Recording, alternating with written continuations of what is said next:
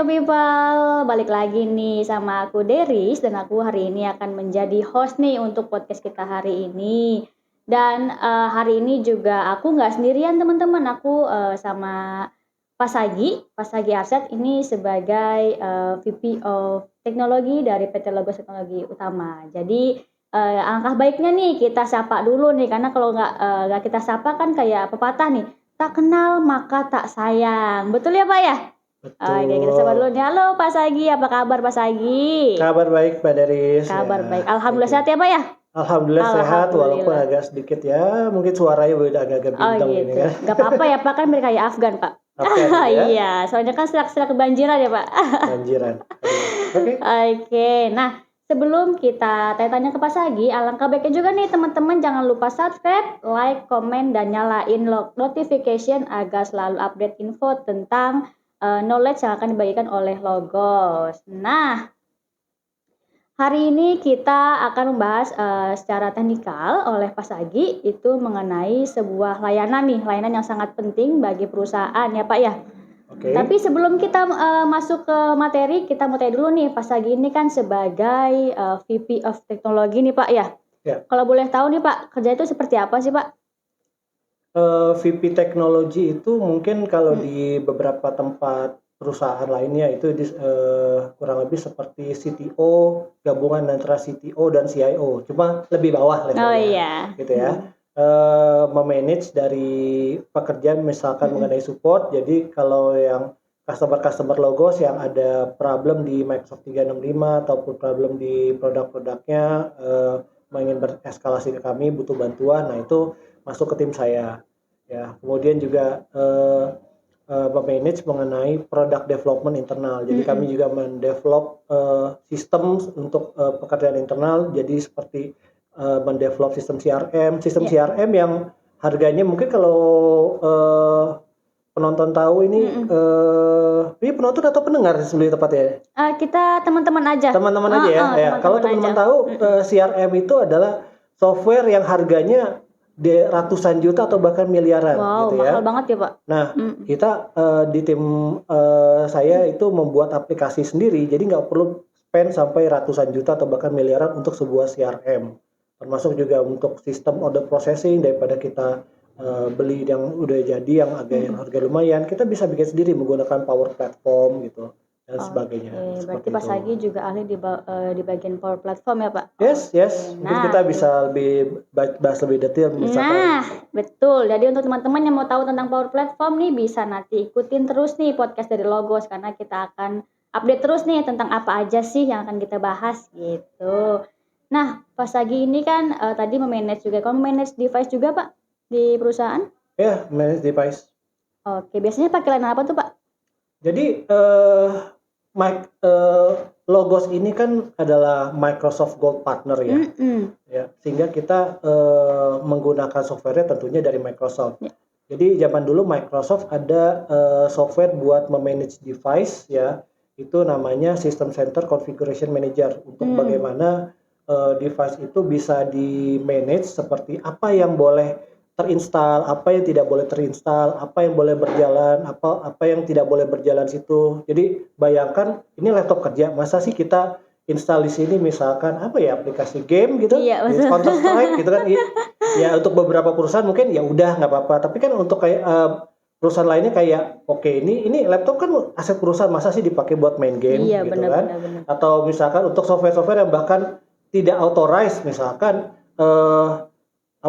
tim sales menginstal Photoshop gitu kan nggak wajar ya, tim sales menginstal Photoshop. Yang jadi pertanyaan selanjutnya adalah lisensinya dari mana Photoshop? Jangan-jangan dia nginstal bajakan yang akhirnya berimpact kepada perusahaan bahwa loh pakai bajakan Anda melanggar undang-undang haki. Nah, perusahaan kan ingin menghindari hal yang seperti itu sehingga device itu perlu di-manage. Salah satunya adalah mengenai software apa yang bisa terinstall, yang tidak boleh terinstall, apa yang boleh berjalan, tidak boleh berjalan gitu ya. Kemudian juga kalau misalkan karyawannya sudah resign, datanya itu harus dihapus dari dari device-nya supaya kalau misalkan device-nya entah hilang atau device-nya berpindah, itu tidak membawa data dari karyawan sebelumnya karena kan itu faktor privacy dari karyawan tersebut dan sebagainya gitu.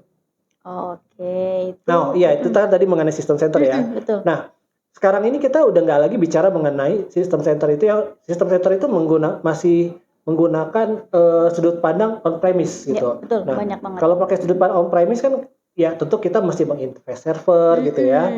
Kita mesti belum lagi setting jaringan dan lain Iya, sebagainya ya. Nah, buang waktu. jadi di solution Microsoft 365 itu ada namanya Microsoft Intune. Kalau nama-namanya Microsoft Intune, kalau nggak salah sekarang Microsoft Endpoint apa gitu saya lupa. Jadi kita pakai nama yang lama aja Microsoft Intune. Saya yang nama barunya agak lupa gitu. Oke, jadi untuk memanage device itu kita pakainya Microsoft Intune ya Pak ya? Yes. Oke, kalau boleh tahu nih Pak, mungkin ada beberapa teman kita yang belum tahu nih, apa sih Microsoft Intune itu, seperti apa sih cara kerjanya gitu? Karena kan mungkin masih ada yang pakai on-prem gitu Pak. Jadi cara kerjanya pada dasarnya laptop kita pakai laptop aja deh ya. Iya. Nah, di laptop perusahaan itu tentunya kita kan perlu mendaftarkan ke domain, Iya, betul. gitu ya. Ketika laptop itu didaftarkan di domain, ya kita bisa melihat di dalam admin panel dari Intune atau Microsoft 365 panel gitu, ya. Panel Intune ini akan memperlihatkan bahwa oke, ini ada komputer punya siapa. Nah, di komputer punya siapa ini bisa kita terapkan policy kebijakan-kebijakan, misalkan dia bisa nge-running software apa, install software apa, bahkan sampai bisa hanya boleh terkoneksi ke WiFi yang mana gitu ya. Konfigurasinya misalkan nggak boleh connect ke WiFi yang ini dan lain sebagainya. Berbagai konfigurasi yang ada di laptop itu bisa kita setting gitu. Nah, yang lumayan impactful itu adalah kalau misalkan saya mau mendeploy aplikasi. Kan? Gitu. Bayangkan kalau misalkan kita ya mungkin di Logos mungkin bawanya beberapa puluh ya. Tapi Iya, kalau misalkan kita ada di suatu perusahaan yang misalkan 100 komputer. Kita mau mendeploy satu aplikasi kecil aja gitu ya. Kita bilang nih download di sini, belum tentu semua orang pada mau download. Iya, betul. Ya kan? Apalagi kita bilang download di sini dan nanti tiap minggu bakal ada update. Nanti update-nya di-download aja dari sini. Itu pasti semua bakalan belang itu aplikasi versinya gitu ya. Nah, dengan kita menggunakan Intune, kita bisa melakukan remote deployment. Jadi kita taruh aja aplikasinya di semacam kayak kita, kalau saya simpelkan kita upload ke cloud, ya. Nanti Intune ini yang memanage masing-masing PC akan otomatis mendownload aplikasi itu, termasuk juga mengupdate aplikasi itu, gitu. Termasuk kita mau setting mengupdate Windows-nya, gitu kan? Karena kita tahu bahwa update Windows itu sesuatu yang penting untuk menghindari virus, malware dan lain sebagainya, gitu ya. Itu hal yang paling esensial ketika kita memanage komputer.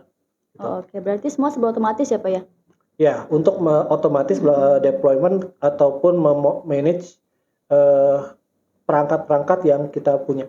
Oh gitu. Nah, berarti teman-teman nih kalau mau membatasi ya Pak ya, kayak misalkan membatasi nih nggak boleh pakai Shopee selama kerja, itu bisa ya Pak ya? Nggak bisa pakai TikTok gitu ya Pak ya? In the way possible, ya. Tapi kayaknya arahnya nggak ke situ. Kalau Shopee itu kan kita lebih ke arah ke networknya, kita blok segala macamnya gitu. Kalau ini lebih ke arah aplikasinya. Oke. Nah itu teman-teman, jadi yang belum tahu sudah jelas pas lagi. Jadi gampang banget karena semua serba otomatis. Karena kan sudah modern workplace ya Pak ya.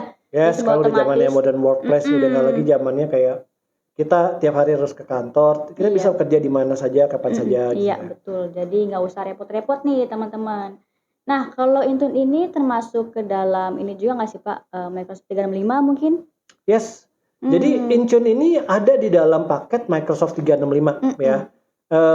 Dia itu ada di paket Microsoft yang paket itu Microsoft 365 Business Premium. Gitu. Microsoft 365 Business Premium ada juga di paket Enterprise, cuma saya agak lupa di E3 atau E5 atau E1 saya lupa, ada paket Enterprise juga. Tapi kalau misalkan kalau misalkan teman-teman ini udah subscribe Business Basic, bisa nggak saya pakai Intune gitu ya? Apa perlu pakai upgrade gitu? Nah, ada paket ada paket apa namanya standalone-nya. Oh iya. Ya, jadi kita bisa cuma Intune-nya aja, ya, nggak perlu sampai kita upgrade ke bisnis premium ataupun ke enterprise gitu. Bisa. Oke, berarti kalau yang belum pakai 365 bisa ya Pak? Pakai yang standalone itu ya? Yes. Oke, nah yang mau pakai Intune bisa banget, mudah banget, jadi nggak perlu pusing. Dan yang mau tahu harganya, tenang aja, nanti Logos akan memberikan harga terbaik pokoknya. Kalau mau beli Intune itu di Logos. Seperti Gitu ya. itu. Nah, kan Intune ini pasti punya manfaat nih Pak, atau punya benefit yang pasti banyak nih Pak. Itu apa aja tuh Pak, kalau boleh jelasin? Di benefit itu ya tadi, untuk mempersimpel kita memanage device-device yang ada di dalam perusahaan gitu ya. Itu kalau pendengar atau teman-teman itu IT dari suatu perusahaan pasti tahu bagaimana menyebalkannya memanage device-device gitu. Saya aja yang dibilang VP tetap aja suruh manage device juga pusing, memastikan bahwa semuanya mesti Windows update yang terbaru, sebuah softwarenya punya lisensi gitu kan.